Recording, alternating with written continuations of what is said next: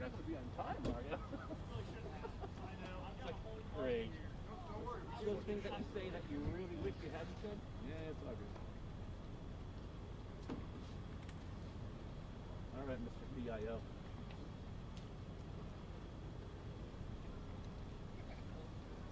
Hey, got it.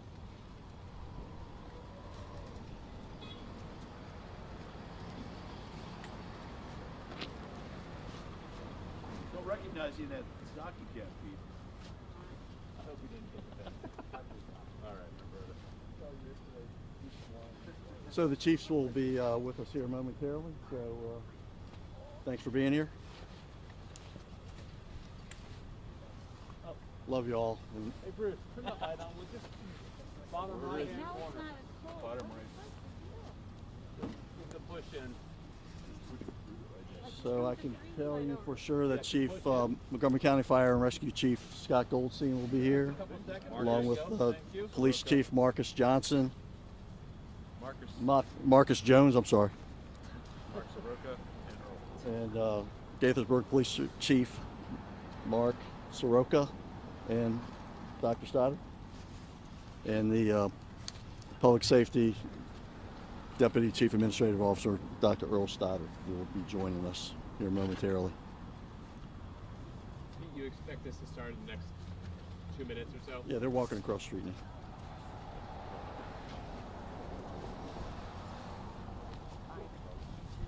Take 5 seconds. Let's say probably within the next 3 or 4 minutes we'll get started. you guys can have a little fire or something right there. We had a big fire there. Cooking pencils and call it cooking fire, and it would be legal. Campfires are not illegal. Not legal. Cooking fires have allowances. Gotcha. Well, I can get some marshmallows and chocolate. I got fire and I got hot dogs. Graham crackers. Like I said, cooking fires have allowances. Very The same fire without a store number. But there are no allowances for fireworks. Yep. Very good. The first person talks. Yep.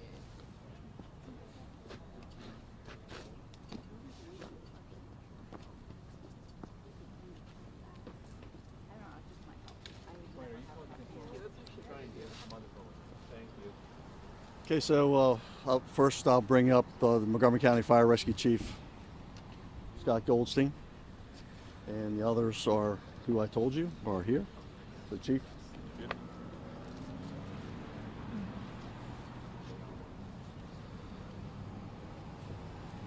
Good evening. Thank you for coming and wanted to provide an update as to what we did on site here today. We continued operations working to clear the floor, to clear to the slab of the apartment of Focus. That was completed midday. Throughout the day we had canine operations on site. Today those canine operations were limited to an accelerant detection canine. There were no HRD dogs or live fine dogs. There was only an accelerant detection canine on site. That canine did provide us alerts to items that were found in the debris of the building. As our operations wrapped up around 1 o'clock in and around the building, you then saw about 2 o'clock we had residents back to the building. We coordinated with Health and Human Services and residents to come to the building with fire rescue support escort to get in, get critical belongings out of their structures, and that was done. I'm going to turn it over to Chief Jones for his information, and I'll be back with some more. So good afternoon, Chief Marcus Jones, Montgomery County Police.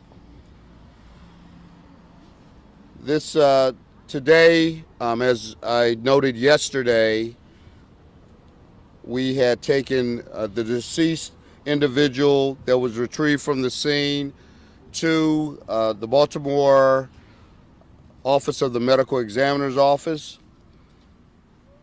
The Medical Examiner's Office notified us today that they have positively identified the subject who was brought to them.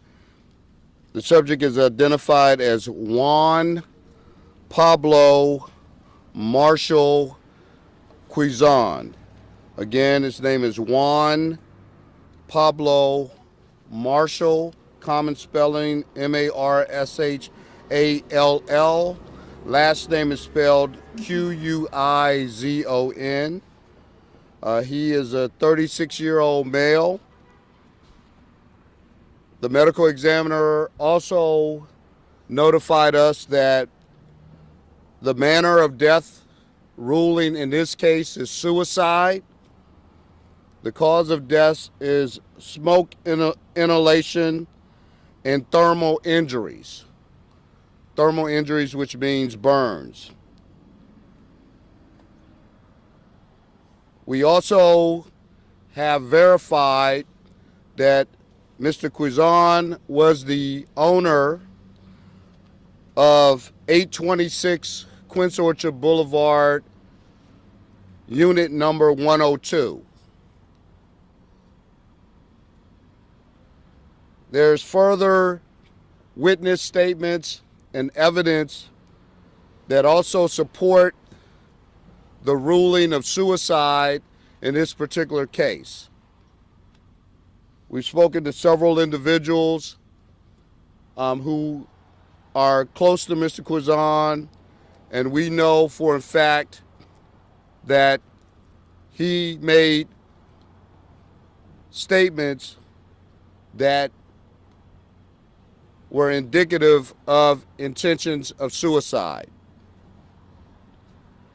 We also want to note that there was a missing persons report that was reported to Montgomery County Police at approximately 11:30 on this past Wednesday for Mr. Quizon.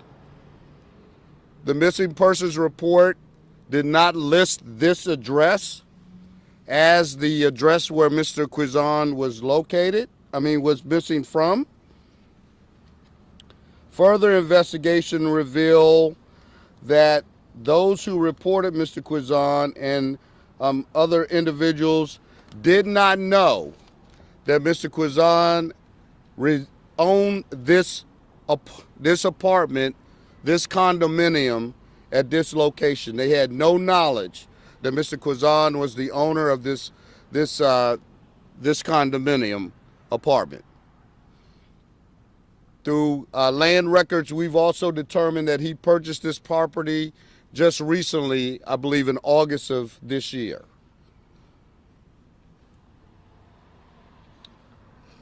Our detectives continue to gather additional information. We continue to work with members of the Fire Marshal's office for further determinations in regards to this case. What I will state at this moment in time, we have no information to believe that Mr. Quizon intended for other individuals to be injured or harmed in this particular incident.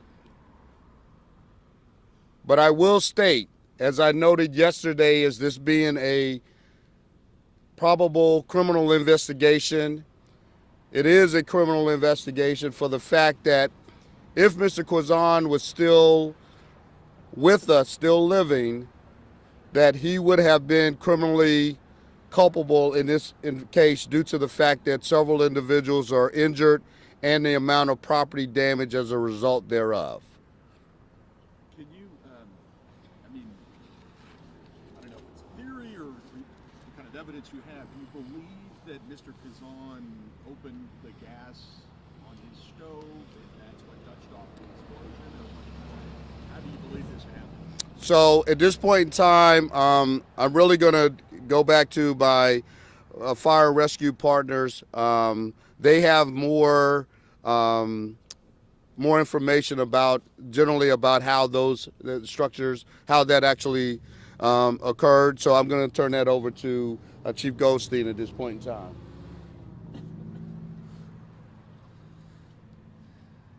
As I stated on Wednesday, an objective in an event like this is to retrieve all of the gas appliances throughout the structure. We did retrieve the gas appliances. We have obtained that from apartment 102. That has been reviewed by the ATF specialists that were here, as well as our investigators. Information for that is still being reviewed.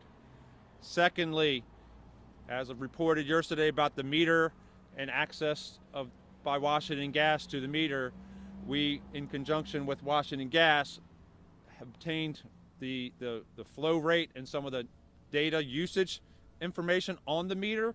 That is being processed and will be, again, part of the investigative steps going forward. We do not have enough material yet or findings to be able to say that gas was utilized in what Chief Jones is outlining. So, Chief, Mr. Quizon had another residence in Montgomery County where he presumably lived with his family, That is correct. and he used this for, We don't know. and his loved ones had no idea that he had purchased this property. That's correct. Chief, you went and searched that property on Timbercrest Drive yesterday. What did you find? We won't acknowledge the results of what we found as a result of any search warrants that we made as a result of the investigation. And we would just say, from a cumulative standpoint, that we were putting pieces of this puzzle together to try to determine, again, what was the nature behind this particular incident. And so, again, with all of the information that we've gathered, to include, most importantly, witness statements in regards to Mr. Quizon's mental status and mental well-being, this is why it draws us to this conclusion. Was that a 911 call, and was there a suicide? We have it. We have some information. We have some evidence. Again, I won't go into any further details into regards to that. But we did have, again, we had the report of him being missing and that him being suicidal as a result thereof. You said there's no information to show that he intended to hurt others. Can you elaborate on No, what I'm saying is that we have nothing at this point in time to suggest that he had intentions on harming others in this act. Chief, are you getting that from the suicide note that you found? We're putting all of the factors together. Was that suicide note found in his truck that you towed away? Again, we've had, I won't say exactly where it was found, but we did locate a note. Can you say who found the note? I will not go into further information about who found the note. After that? Through investigations, this is how we located the note, through our investigation. I won't go into exactly when we found the note. When And was the the missing search warrant? persons report was 11:30 a.m. this Wednesday, That's correct. after the explosion. That is correct, yes. And was it his mother that called 911 after the explosion? Who called to report him missing, Not yes. related to the explosion. But not related to the explosion. Let's make sure that we understand that, because again, as I noted before, no one from the family knew that he owned or resided at this particular location. And did they Okay. say how long Yes, he was ma'am. missing? Hold on for a second. Yes, ma'am. Can you explain why members of the bomb squad were here collecting evidence and taking it away? Is that part of accelerant investigation, or was there a bomb-making material involved? So, Fire Rescue, Fire and Explosive Investigations, FEI, that is the unit name. They are fire rescue and officials who are FBI bomb technicians. So all of my investigators working on site are fire rescue officers, county police officers, Maryland State Police, and they're a part of one of their duties is the county's bomb squad. So when you're looking at some of their identifiable clothing, it will identify bomb squad, but they are fire rescue, arson, and explosive investigators. And so on the same So note- to answer to that, Oh, yeah. to your second point, there is nothing that has been provided that indicates an explosive element or explosions were used. And just so I understand, because obviously I don't understand the details, when you say you had a dog looking for accelerant, could natural gas, be considered an accelerant used in an arson fire? A gasoline, diesel fuel, kerosene, anything in that family of hydrocarbons can be an ignitable liquid and can be an accelerant. That's correct. But what about gas from a stove? No, natural gas is not a material that an accelerant dog is trained on. It's all pourable liquids that accelerant dogs are trained to. Thank you. Mhm. Sir, can we ask you, some neighbors described the person who died here as a potential porter. Did any of that have to do with the explosion and the aftermath? We have no information to that. Can you give us a timeline of when he was reported missing, when the note was found? So again, I won't go into when the note was found. I think I've answered that already. I will note that again, that on Wednesday at 11:30 in the morning, a call came into our police dispatch to report that he was missing. At what point then did you all connect things? Well, again, it took some investigative work that we had to work through, but again, I would state that we continuously worked on this from Wednesday until now. Chief, did the department have any prior interactions with this man? No. Chief Goldstein, can you take that question? Sure. I believe you said earlier that the accelerant dogs hit in the building earlier today. So when we ran the accelerant dog this morning, that was on debris that had been removed during the day Thursday, debris that was on the front of the building. They alerted this morning on items in front of the building. Do you know now what that accelerant was? No, we do not. We take samples of what was alerted to, and that is then processed and sent to the labs. So that is going to be part of the investigative. So going forward now, this investigation will determine whether or not this man, Mr. Quazon, who was suicidal and left a note, may have put accelerant inside his apartment and then set it on fire, which caused the explosion. That is a part of the investigative process that fire rescue and police personnel work through. And have you come to any conclusions at this point? No, as Chief Jones outlined. Do you believe, Chief, that if you, I mean, you have recovered the cooktop and stove, will you likely be able to determine if the knobs were set to on or whatever, or might that change because of the debris or whatever? Right, so that's why we try to retrieve the appliances in the unit, any gas burning appliance, so we can see valve settings as well as, configuration. That is what will be reviewed in the days and weeks to come, but it is not information we have at this time. Chief, last question. Thank you. On Wednesday, you called it, you said when crews arrived, they found a gas-fed fire I said- or gas-supported fire. Yep. So just, can you explain how a possible fire that was set using an accelerant, could that change, could a pipe erupt, or could it shift the building, or how could that turn, if that wasn't started with Right. the stove, how could it turn into a gas-fed fire? Absolutely. So yes, on Wednesday while we were here, it was in the 10:30 roughly time frame. It was evident from the front of the building that there was a gas-fed fire. From our perspective, we can determine a gas-fed fire because you see the flames, acting and flickering like a large gas fireplace is, but quite significantly, gas-fed fire. And that's not connected to a portion of the building that's on fire, which was much further up towards the roof line. So that was very evident. That looked like it was in apartment T2, okay? The meter, as I identified earlier, was in a different part of the building and had no fire impingement. That's one of the things we reported on last night. So the gas-fed fire may have been initiated or may have been caused by the collapse, by the structural collapse, creating and breaking the gas supply system, which then, because of the fire, became ignited. So that's that. As Shira outlined, thank you for the questions. Let me hit a bunch of other information for activities. Can I just ask Chief Jones one more question before? I'll run this and then we can jump back. So Shelter, Human Services, and Recovery. Board Park reception and shelter was opened on Wednesday and Thursday. It closed yesterday evening at Board Park. To this point, 47 residents have registered with Health and Human Services as being displaced. 10 of the 47 are children. Families continue to be coordinated and contacted by the county as well as the community support network in areas of mental health, food, emergency shelter, long-term planning, clothing, led by Interfaith Works, children and baby supplies, including formula and diapers, led by the Up-County Hub, and then planning with COAB, the community organizations active in disasters. Fundraising from Montgomery Housing Partnership, thank you to all those in the community.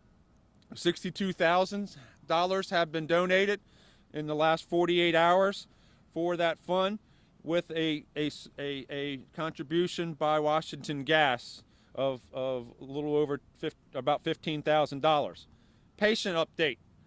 Since I last talked to you, it was provided to me and confirmed that all 10 people that were transported to the hospital have been discharged. So the one adult male, as I provided, that was hospitalized Wednesday to Thursday was discharged on Thursday. Next steps in planning. Fire rescue operations, law enforcement operations are done on site today and are done on site for this event.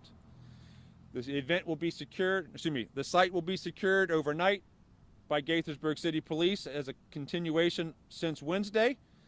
Tomorrow, we have invited and communication has gone out to the other additional residents about a time to come to the community center to be able to be escorted back into the structure to be assisted in gathering items. That'll take place in the morning, and then we, fire, police, will be transitioning the building to property management during the late morning hours tomorrow. The investigators from all agencies will be working off-site for the days to come, as Chief Jones outlined. So that's the update that I had, and then you manage the point from there. Chief, do you have any other details about Mr. Quinones? Like, what would you call his residence? Was he a resident of Gaithersburg? Do you know what he did for a living? Do you have anything additional about it? So the only other additional information I'll give you is the fact that he was he's also known to reside in Rockville, and that he was in the scrap metal business. That's the most information that we have about him. Again, and I'll reiterate the point that we the police had no interaction with Mr. Quiznos from that perspective. So, okay, all right. Thank you all. Thank you. All right.